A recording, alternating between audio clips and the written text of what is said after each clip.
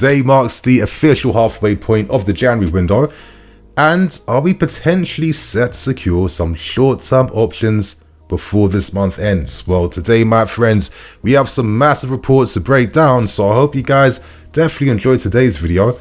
Hit that like button, of course. Let's get over 2,000 likes. Share your thoughts and opinions too, my friends, and without wasting any more time. So let's get the small update out of the way first, and it involves Ian Matson. As we already know, Matson had to sign a contract extension to 2026 before he was allowed to leave on loan for Dortmund. Well, today, my friends, we have two new pieces of information. Number one, Dortmund have agreed to pay a 2 million loan fee, which is pretty decent money to be fair with you. And number two, we included a 35 million release clause in Matson's new contract. So this means that if any club hope to sign Matson at the end of his loan spell, they have to fork up £35 million. So let's say, for example, Dortmund decide to buy him at the end of his loan. We could earn around £37 million for Matson's sale, which is crazy money, but I'll be even surprised because, as we know, Grads tend to leave for big money, and their sales help us fund new signings. So what does it tell you? That the club feel quite confident that they can receive bids this big for a player that was like even lower than backup. He rarely played.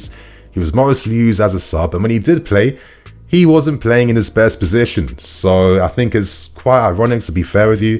But you know what? I think Matson's going to have a very successful loan at Dortmund. I know his debut against Darmstadt was very impressive. The fans were really excited by his performance. And I saw the highlight compilation.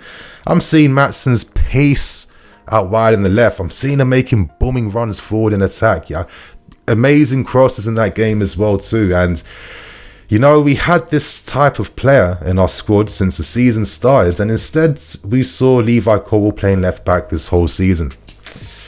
Anyway, good luck to Matson. I feel like this loan will be successful, and I think that this guy will be on the map again in the summer. So that's Matson news out the way. Now, from this point going forwards, I'll be discussing all the latest striker news. I'll be discussing Benzema, Firmino news, as well as Evan Ferguson and Jhon Duran news too. So my friends, let's start with this Saudi talk, because today, Matt Law revealed the fact that we could potentially look to secure a loan signing from the Saudi League, with names such as Karim Benzema and Firmino being the main players on our list. Now, at the point of making this video, it has come out that we haven't made anything official for Benzema, which makes a lot of sense, right? I mean, Matt Law only mentioned that there is interest there. Let's see if we continue to escalate that interest and see if we get something done before the window ends. I think, come on, it would be incredible to see Benzema play for us, even if for like 6 months, yeah. Obviously, it's not the first time we've hoped to sign like a former European heavyweight. And can I be calling Benzema a former European heavyweight? I guess I can, but at the same time, it doesn't feel right for me to be saying that. I'm going to hold my hands up here. But obviously, we've seen guys like Falcao, Higuain, Samuel Eto'o, and they've had, middling success in their own ways. We've seen other, former stars like Pato and Torres play for us as well too. I mean, as Chelsea fans, over the past 10-15 years, we've seen so many different types of strikers of all ages, abilities, potential, etc., and rarely any of them find success playing for us. But Benzema could be quite different, though. Obviously, he's still been bagging in the goals for fun in the Saudi League. However, it seems like he is having some disciplinary issues, and they come from reports mentioning the fact that he did miss a planned training camp session. His team came out later to state that it's not his fault. He was away on holiday. There was a tropical storm which prevented him from flying out. But regardless, it seems to have angered new Al Hilal manager in Marcelo Gallardo, who told Benzema, don't even bother turn up for training. And reports mention the fact that it's not the first time that Benzema has missed training sessions since signing for them. Now, could it be one of those ones where it's like he's an absolute superstar on the biggest contract in the Saudi League, and it's like, listen, if he's got important things to do, he feels like he doesn't have to turn up? It wouldn't surprise me, to be fair with you, especially for a player that's completed the game and he's on like a ridiculous contract. We can't forget, he's on a 2-year deal worth £200 million and he's set to earn a further 20 million, acting as the Saudi Arabian ambassador to push the World Cup bids. So he's made like close to like $250 million since signing for Al Hilal, and it's due to these reasons that I feel like a loan move is going to be very hard, right? I think the only way we have a chance to secure him is if the reports mentioning his, disciplinary issues and him feeling unsettled in Saudi Arabia really are true, and he really is looking to move out. But for me, because of that ambassador deal he signed, I feel like he's going to be there for the next 2 years. That type of money he's on, they're not giving any type of player that money for no reason. Benzema will have to do things for that. He's going to have to do many things in terms of like advertising and promotion. And I think him and his team and his lawyers knew exactly what type of deal they're signing up for. Let's see if there's a possibility to sign him on loan. It would be great to see. But even then, I feel like, let's say hypothetically we were able to sign Benzema, I feel like he could show us up. And the reason why I mention this point is that I've watched this guy so many times play for Real Madrid. I've seen the attacking connections and combinations. I see how his former teammates at Real Madrid would create the opportunities for Benzema. Benzema doesn't even have to point to where he wants the ball. His teammates know exactly where they must play that ball to find Benzema. With players like Benzema, you must perform these actions. It's not about trying to do them. And I do feel like, listen, our strikers have their issues, but at the same time, we can't take responsibility away from the rest of the team, where how often are we seeing players play the wrong pass, overhit the final ball, perform the wrong action? That would frustrate a player like Benzema. He has very high standards. We all remember that clip of him complaining to Ferdinand Mendy about Vinicius Jr. and asking whether Jr. was against the team in that game. Listen, it's ball talk. There's nothing to take too serious. But, it's an example of the excellency that he demands. And listen, the top strikers, they're not just your get out of jail free cards, yeah? You must perform for them. You must create for them as well too. And you must play off of them and around them excellently as well. And I do feel like, if Benzema was to come and let's say he's not scoring like in every single game, it won't be his fault. And I do think it will highlight the other issues that also affect why strikers aren't always scoring goals at our football club. But even then, come on, like as a football fan, a fan of this game, to see one of the generation's greatest strikers, I'd love to see that, even for 6 months, man. I mean, Benzema's performance when Madrid won their last Champions League, for me, I think that's one of the greatest ever individual campaigns I've seen from a player in my life, because every action, every goal, every moment from Benzema was like a movie script moment. And to have so many movie script moments in one CL campaign, you really don't see stuff like this very often. And I think it had to be savored throughout history. And yeah, he sealed his legendary status in the game. So listen, to see a guy of his class play for us, I would love that. But to move on to the final report though, surrounding Robert Firmino. Realistically, I think he'd be a bit easier to secure compared to Benzema. And that's really based on the fact that Firmino is having a harder time at Al Ahly. Now, he started really well, but in the past 18 games, this guy has not scored a goal. And I think to myself, how is he going to help us if he's forgotten what the back of the net is, if he can't even score in the Saudi League? Like Mitrovic, if you told me, yeah, we're looking at Mitrovic, I would understand because he is on absolute fire there. But Robert Firmino not performing, and I'm expecting him to come to us and get the team firing again. I don't see that happening, to be fair with you, especially when you've got Carnes who's coming back to the team. I don't think that his minutes have to be kind of shared with anyone else right now. And from a tactical point, I see why Firmino would be helpful. Obviously, he's a type of guy that connects the wingers. But even then, are our wingers really that close to goal that they should be?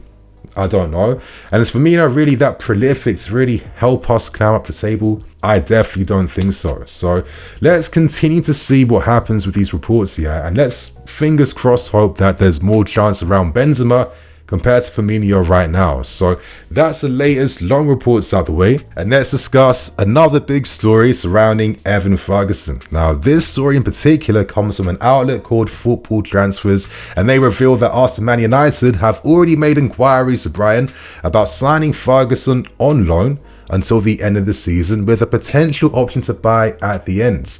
Of course, we want to leave that possibility open because if we decide not to sign Ferguson, then of course we can have a free run at Osimhen in the summer. However, Brighton would not want to agree to something like that. Why would they? And they would only sell for a permanent fee.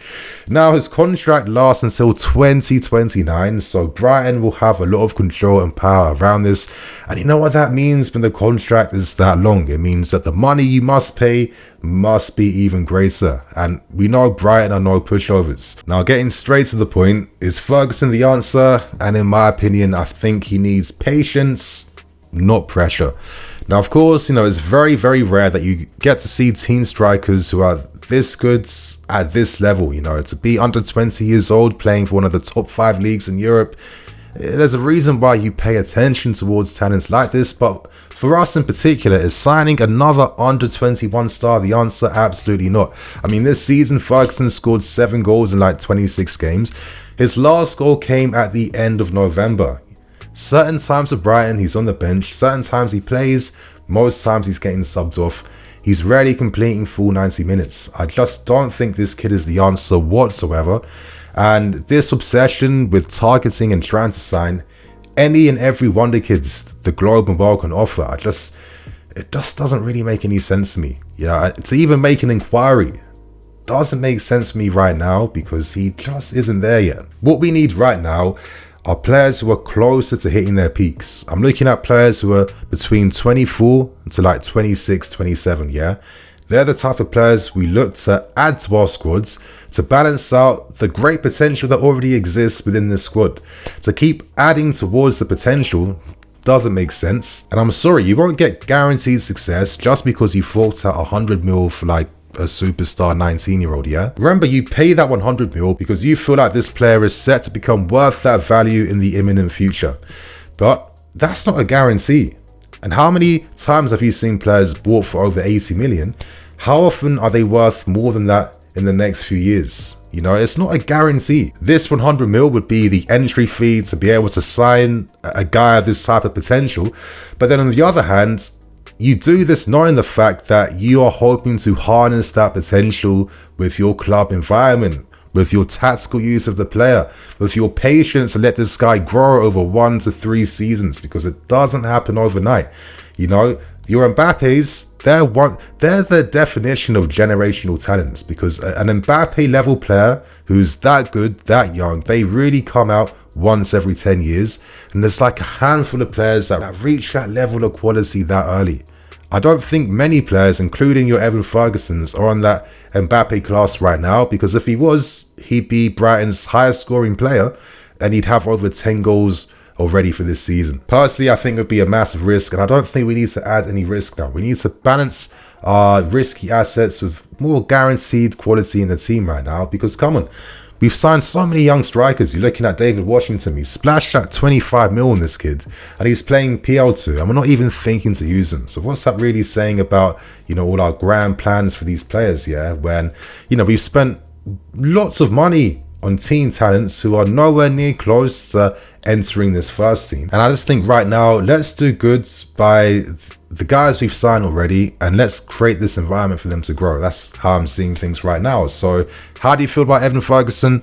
Let us know in the comment section. And to end with things, we discussed one of the craziest stories that came out today. Let's not get things too hyped up though. Obviously, the report only mentioned, interest, light interest, because conversations were held around potentially making a short-term move for Jhon Duran of Aston Villa. Now, the story behind this is that, before Jhon Duran left Chicago Fire to sign for Aston Villa, he was a player that was on our, directors, scouting range. He was looked at, he was followed, and we were even thinking to make a potential move to sign him. Of course, he went to Aston Villa, and so far this season, he's made 14 sub appearances and he has scored 2 goals.